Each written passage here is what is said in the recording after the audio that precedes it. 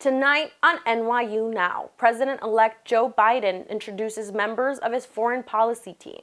President Trump speaks about a record stock market and a promising vaccine. And a mysterious monolith is found in Utah. Could it be from outer space? These stories next on NYU Now.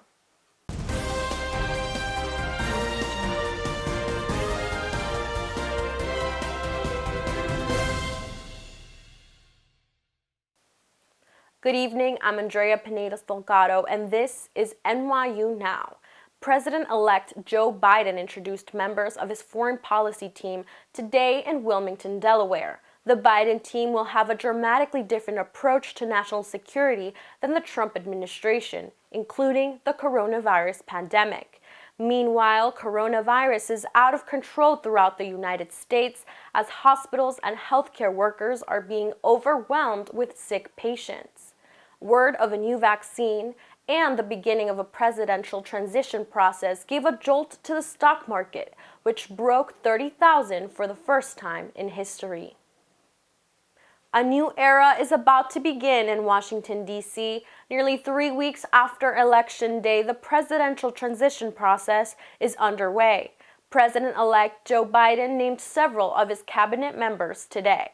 Earlier today, President-elect Joe Biden and Vice President Kamala Harris formally introduced members of their foreign policy and national security teams, some of which are making history. Alejandro Mayorkas is the first Latino and first immigrant to serve as Homeland Security Secretary.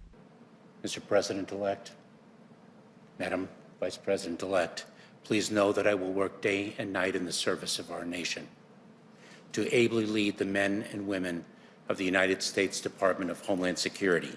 For Director of National Intelligence, there is Avril Haines, who will be the first woman to serve in that role. Mr. President-elect, you know that I have never shied away from speaking truth to power, and that will be my charge as Director of National Intelligence. Janet Yellen, appointed as Biden's Treasury Secretary, will also be the first woman to serve in her role. Then there is Anthony Blinken as Secretary of State, diplomat Linda Thomas Greenfield as Ambassador to the United Nations, Jake Sullivan as National Security Advisor, and John Kerry as Special Presidential Envoy for Climate. But the path to confirmation for Biden's nominees remains unclear as control of the Senate will be decided by 2 runoff elections in Georgia early next year. While not well known to the American public, Biden's picks are highly respected and well known in their own agencies. But these appointees have not come without criticism. One Biden advisor said, "The Obama staffers are now cutting out the people who got Biden elected.